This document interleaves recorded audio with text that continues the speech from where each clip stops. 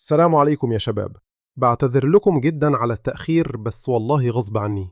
النهاردة دي آخر حلقة من كورس الباور اوف 3. في الحلقة دي مش هتبقى حلقة عادية، لا، في الحلقة دي هنطبق كل حاجة لايف على السوق مباشر.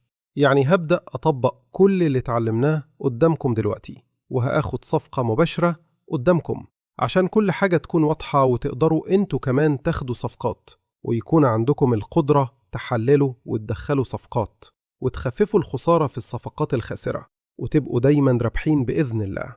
احنا دلوقتي على فريم 15 دقيقة. هنبدأ نطبق كل اللي اتعلمناه في الكورس، من أول الانحياز وتحديد مناطق الاهتمام وربط الفريمات، وندور على نموذج الباور اوف 3 عشان نعرف اتجاهنا صاعد ولا هابط، وبعدين آخر حاجة نلاقي دخول مناسب ونخش فيه.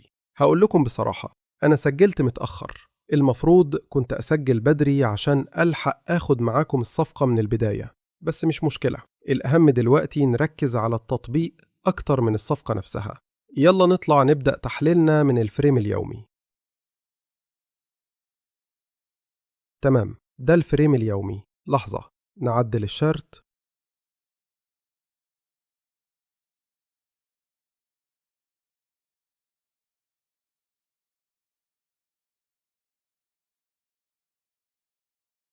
طيب، هنا عندنا Their Value جاب، هنحدده.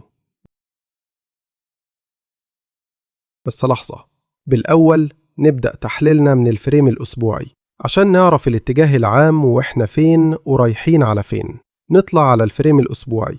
أنا عايز في الأول أبحث عن SMT. إحنا حاليا بنحلل زوج الباوند دولار، وعشان نستخرج SMT نقارن بينه وبين اليورو دولار. طريقة المقارنة، نضغط على علامة الزائد دي ونضغط على اليورو دولار ونختار جزء جديد. تمام، ونحذف الشرط الثالث اللي كنت ضايفه قبل كده. وعشان نخلي اليورو دولار ليه شموع وذيول زي الباوند دولار، نضغط عليه كذا مرة ورا بعض لحد ما تفتح معانا القائمة. نضغط على كلمة خط ونختار بدلها شموع. وهنا على راحتك، تحب تسيب ألوان الشموع زي ما هي مفيش مشكلة، بس أنا بحب أعملها أخضر وأسود علشان تبقى أوضح بالنسبة لي. كلها تبقى اسود ما عدا خانة الجزء الرئيسي، وهنا انا بختار لون اخضر مناسب. تمام تمام، ما علينا. مش شغلانة هي، بس تفرق اكيد، لان الاهم من الشغل ضبط الشغل. المهم، هنا هنلاقي فعلا ايوه في SMT. الباوند دولار حافظ على القمم، واليورو دولار اخترق القمم.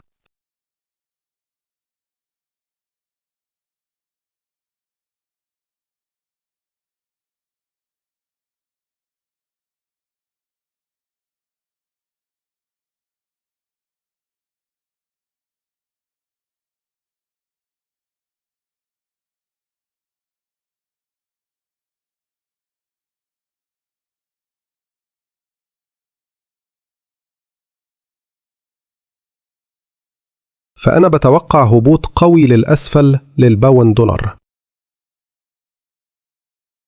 والهدف القاع الحالي SSL، اختصار لسيل ستوبز ليكيوديتي.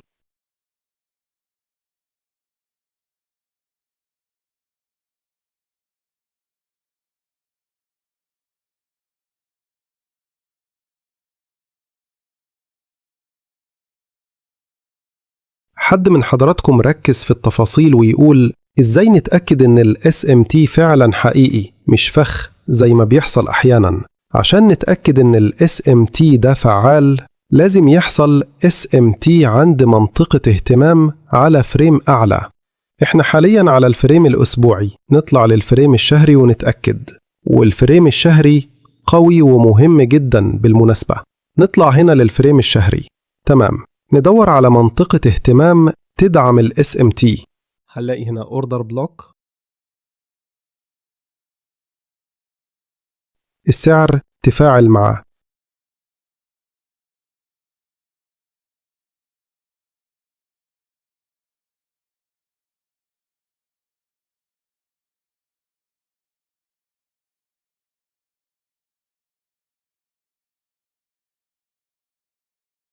هنا نكتب اختصار للأوردر بلوك.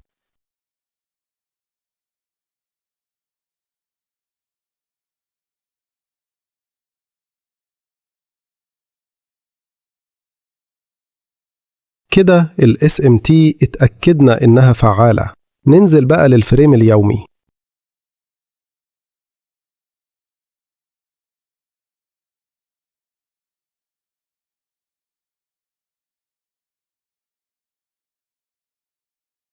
تمام، نعدل بس الأدوات اللي حددناها.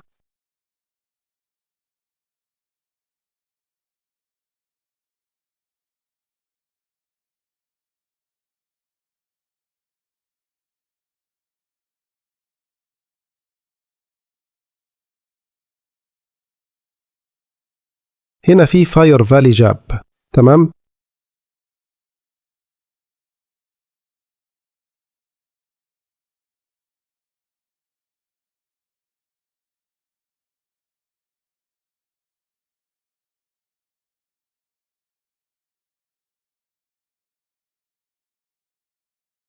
وفي كمان فاير فالي جاب هنا السعر تفاعل معاه.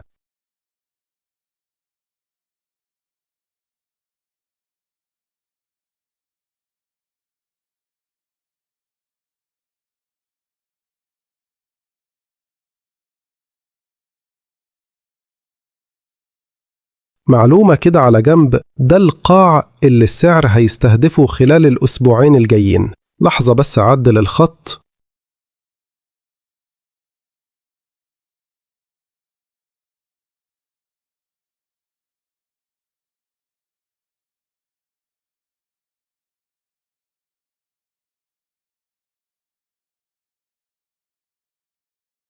تمام.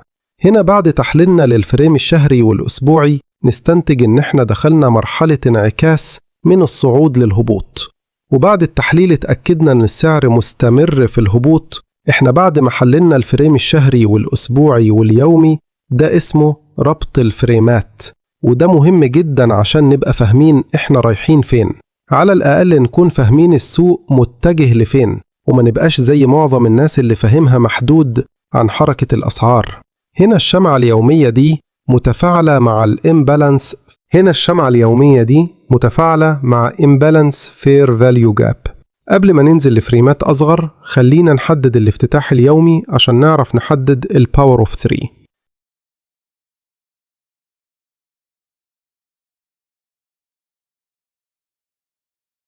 لما ننزل لفريم ال15 دقيقة، هنا نحدد خط الافتتاح ونكتب عليه Open، يعني افتتاح.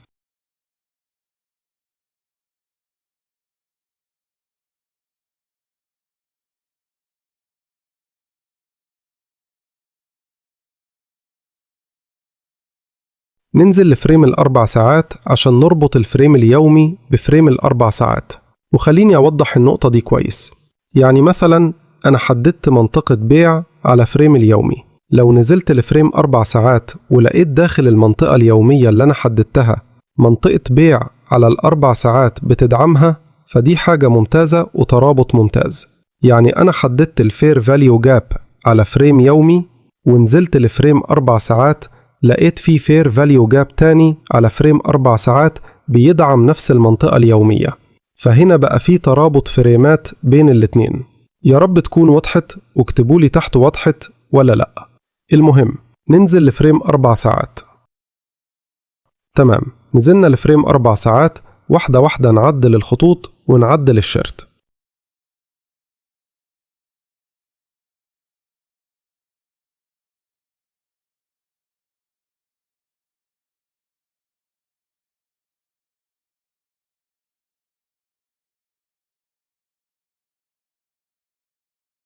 هنلاقي هنا في Fair Value Gaps بيدعم نفس المنطقة اليومية Imbalance Fair Value Gaps.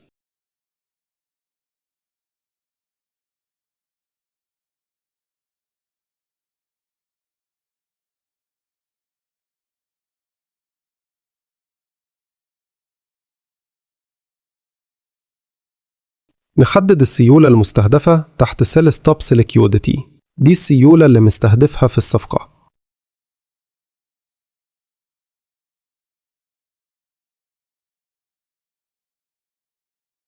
ننزل لفريم الساعة، نعدل الأدوات اللي حددناها،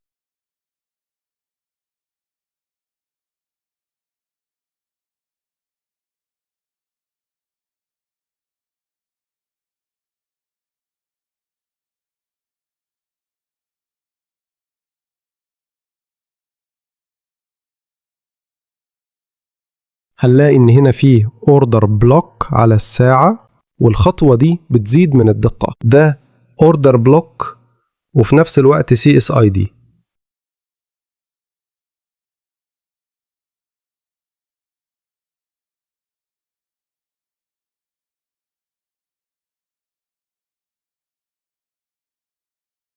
ننزل لفريم ال15 دقيقة، نحدد الباور اوف 3. تمام، نزلنا لفريم ال15 دقيقة واحنا فوق طولنا شوية، وواضح ان الصفقة راحت علينا وما لحقتهاش. ما علينا، خلينا نكمل ونشوف انا اقدر الحق ادخل ولا لا. نفتح مؤشر الجلسات عشان نحدد الثلاث مراحل. هنلاقي هنا ان اول جلسة فتحت هي جلسة اسيا اللي باللون الاحمر ده. زي ما شرحت في حلقة الجلسات كيل زونز، قلت إنها جلسة ضعيفة وبتكون تجميع أو تعمل accumulation. هنلاحظ هنا إن الجلسة حركتها ضعيفة، أو على الرغم إن الجلسة دي مدتها 5 ساعات إلا إن تحركاتها ضعيفة. نحدد التجميع ده بإيدينا، وهنلاحظ إن التجميع حصل حوالين الافتتاح وأعلى منه. هنلاحظ من هنا بدأ الافتتاح اليومي وبماء بتجميع حوالين الافتتاح إلى أن جاءت وفتحت جلسة آسيا، والجلسة دي بحد ذاتها فخ للمتداولين. وبعد الكورس إن شاء الله هنشرح أنواع الفخ وأنواع التجميع وكتير أمور في الباور اوف 3 المتقدم. هنلاحظ جلسة آسيا ضعيفة جدا حتى وهي صاعدة، لكنها ضعيفة وأقرب للتجميع. بعدها فتحت جلسة لندن، الجلسة الأهم خلال اليوم. أول ما فتحت جلسة لندن فورا صعدت وأخذت سيولة قمة جلسة آسيا، فهنا جلسة لندن عملت تلاعب فوق جلسة آسيا. وهنا افتتحت جلسة نيويورك. في الأول قبل ما أدور على دخول لازم أدور على SMT للدخول. قبل ما أدور على دخول بدور على SMT الأول عشان أكون مطمن.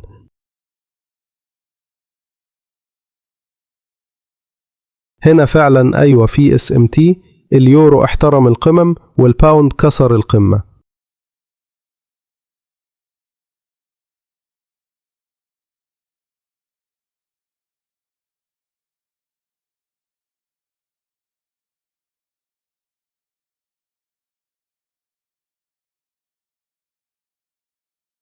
هنا هو الباوند كسر القمة وعمل SMT.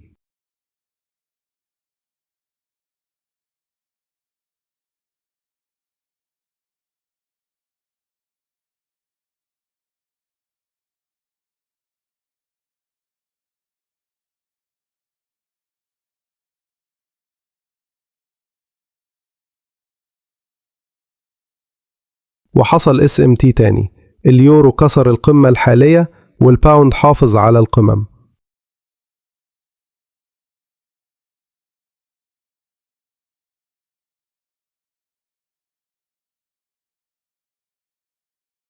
أعتذر يا شباب، التسجيل فصل مني وحصل مشكلة في التسجيل عطلتني عن التسجيل لمدة نصف ساعة تقريبا، والباوند هنا جاب هدفه بالكامل.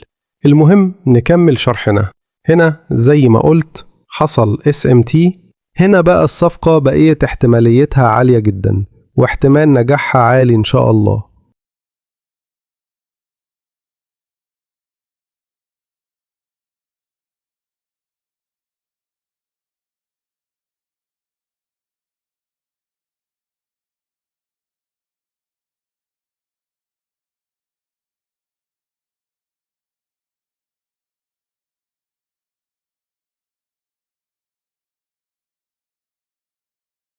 وهتلاقي هنا حصل CSID، وكان اوردر بلوك حددناه على فريم الساعة. طبعا مش شرط دايما يطلع اوردر بلوك كان متكون على الساعة. نحدد الشموع دول كلهم CSD، جاء بعدها إغلاق للأسفل.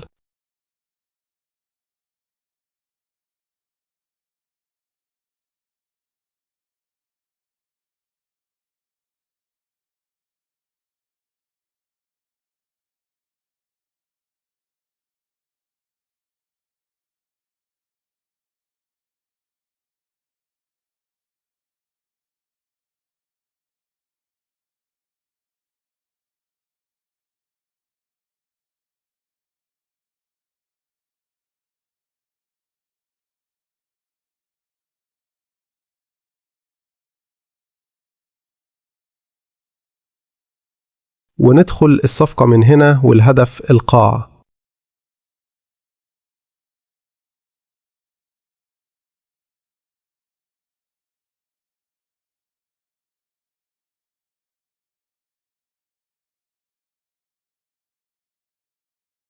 ننزل لفريم 5 دقايق نوضح طرق الدخول أكتر.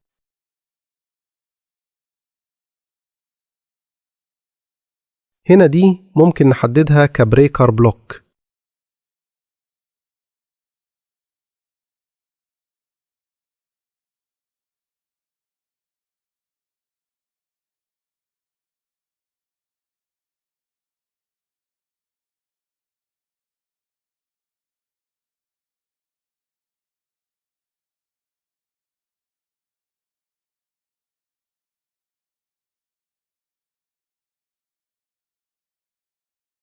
شمعة هابطة كسرها السعر أصبحت بريكر، وهنا يكون الدخول ووقف الخسارة يكون فوق هنا.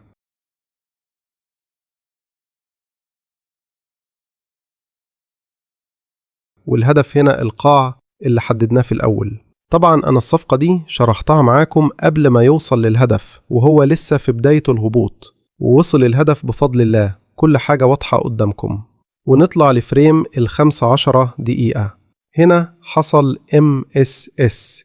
طرق الدخولات طبعا شرحتها في حلقة منفصلة، وهنا طبعا التجميع واضح وجلسة ضعيفة، ومعنى التراكم هنا معناه صفقات ضعيفة وحركة ضئيلة وضعيفة. وطبعا حصل تلاعب للأعلى فوق جلسة آسيا. وطبعا هنا أنا كنت واخد الصفقة معاكم بس ما دخلتش من البداية لأني أدركت السعر متأخر، لكن الحمد لله سلبست الحمد لله. والبروكر اللي دخلت عليه الصفقة هو بروكر وين رويال، زي ما شرحت عنه في الحلقة السابقة إنه بروكر محترم جدا ورشحته بناء على طلبكم، والسبريد فيه عجبني جدا لأنه منخفض. إذا عايز بروكر محترم على ضمانتي أرشح لك الشركة دي، اللينك هتلاقوه في الوصف تحت. وتوضيح بسيط، عند كل تسجيل باخد عمولة على تسجيلك، لكن الهدف من العمولة مش مادي، وأنا عشان أرشح لكم حاجة لازم أكون مستعد ليها، لأن وارد تحصل مشاكل وأنا عشان أقدر أحلها لازم يكون في رابط خاص بيا، لأنكم لما تسجلوا من الرابط الخاص بيا انتوا بتكونوا تحت مظلتي، ولو حد منكم لقدر الله واجه مشكلة بيتواصل معايا، لأن أنا بعرف موظفين كبار في الشركة بيحلوا المشاكل بشكل أسرع. فأنا عشان أتحمل مسؤولية إن لو حصل ليك مشكلة أنا أقدر أحلها ليك بشكل أسرع من العادي، فأنا حبيت أكون واضح معاكم وتكونوا فاهمين الدنيا. والهدف مش مادي، بالعكس أنا في الحلقات اللي بنزلها بصرف عليها من جيبي مبالغ كبيرة عشان أنتجلكم محتوى ينفعكم، وإن شاء الله مستمر معاكم.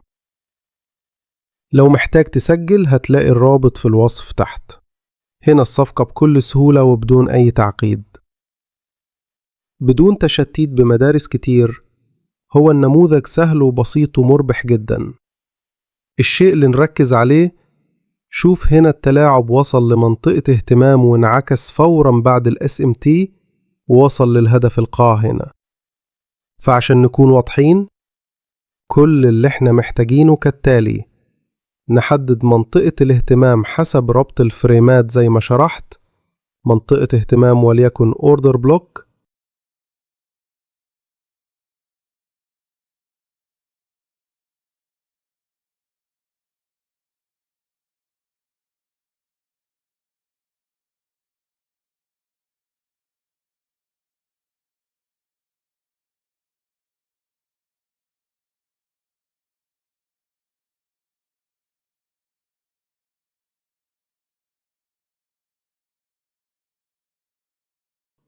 ننتظر يحصل تجميع خصوصا في جلسة آسيا.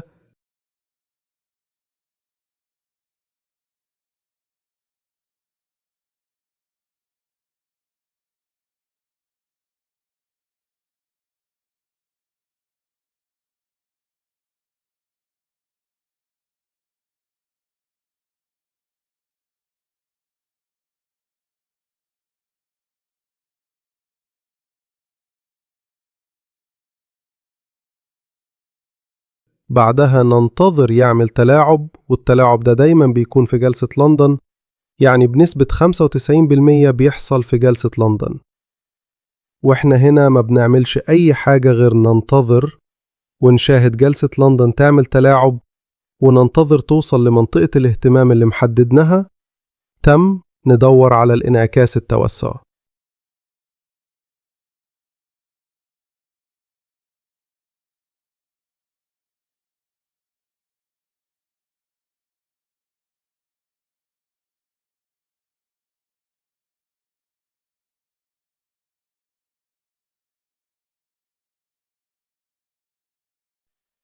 وطبعا ندور على الاس ام تي، مهمة جدا يا شباب، خدوها قاعدة وسجلوها عني. إذا دخلت صفقة بدون SMT فاعلم إنك أنت السيولة.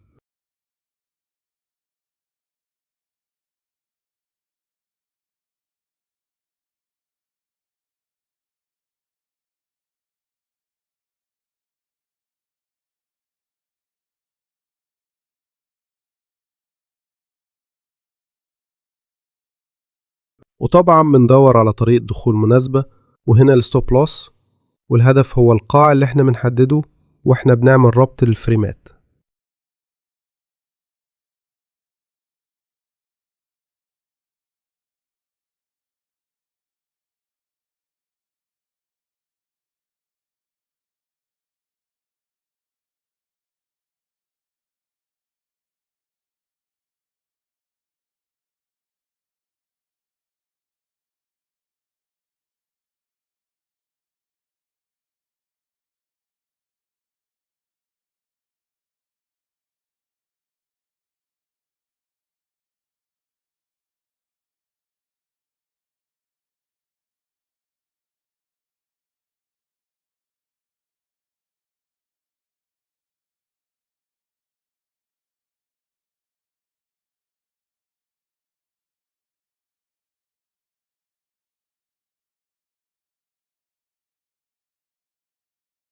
يبقى هنا AMD.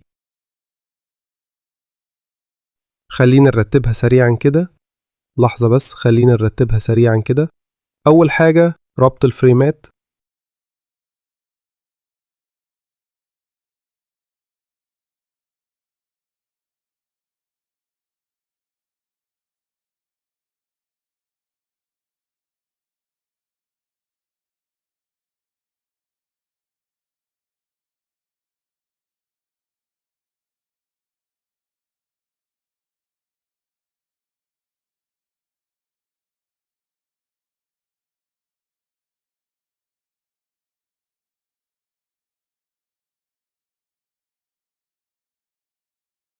تاني حاجة ندور على الباور اوف 3.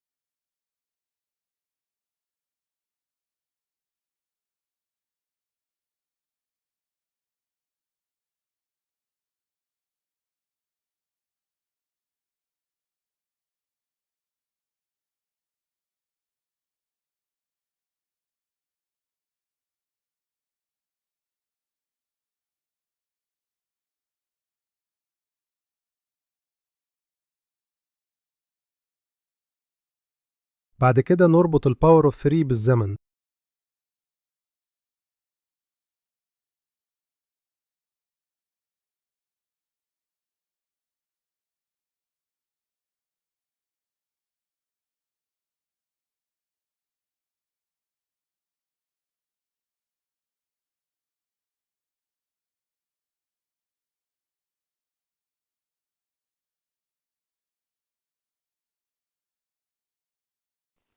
الكيل زونز مهمة جدا.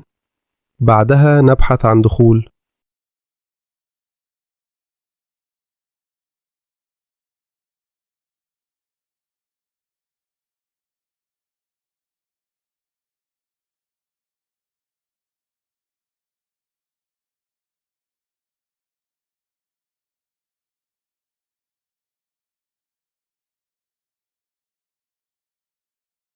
بس كده الموضوع بسيط جدا من غير أي تعقيد. لو طبقت اللي قلتهولك ده أغلب صفقاتك هتطلع رابحة، ونسبة نجاحها هتكون كويسة ومرضية بالنسبة لك. ارجع ذاكر الكورس تاني مرة واكتب الملاحظات المهمة، الكورس كله مهم. وآخر حاجة قبل ما أقفل الحلقة، أنا مقدر جدا إن بعضكم كان متوقع من الكورس ده إنه يكون محتوى متعمق أكتر، بس حابب أوضح ليكم إن الهدف من الكورس ده إن يديك نظام ثابت تشتغل بيه ويقلل من الصفقات الخسرانة ويزود الربح. الهدف إن أشرح بأسلوب بسيط مش معقد، وبعد ما الكورس ده يخلص هشرح الباور اوف 3 بشكل متعمق جدا. يعني أنا مبسوط جدا إني كملت معاكم الكورس، ومبسوط إني وفيت بوعدي ليكم ونزلت الكورس. والكورس ده زي ما قلت الشرح فيه بسيط مش متعمق كتير، تمهيدا للمحتوى الجديد اللي بعد الكورس وهو الباور اوف 3 المتقدم. الشرح هيكون متعمق جدا وهنخش في تفاصيل عميقة، ولو انت مهتم تطور من الباور اوف 3 اللي هينزل بعد الكورس هيكون عن الباور اوف 3 بس المتقدم، لأن أنا متخصص بشكل كامل في الباور اوف 3، بشرح عنها بشكل عميق جدا، وبشرح بروفايلات الباور اوف 3 المختلفة اللي أنا مخزنها عندي في الملفات ومحتفظ بيها لنفسي، وهطلع لكم منها جزء لأن أنا مكتشفها بنفسي ومطورها بشكل كبير، وما تقلقوش هطلع منها اللي يفيدكم ويطور مستواكم. أنا سعيد جدا بالرحلة دي معاكم. ما تنساش تشترك في قناة التليجرام لمتابعة التحديثات المختلفة، وتنضم لينا للدردشة التعليمية لتصحيح تحليلاتك والرد على استفساراتك. ولو عايز تتواصل معايا بشكل شخصي تواصل معايا على انستجرام، التواصل هناك سهل. كل ده هسيبهولك في الوصف. ودلوقتي السؤال لحضرتك، متحمس للباور اوف 3 المتقدم ولا شايف ان الكورس ده كافي بالنسبة لك؟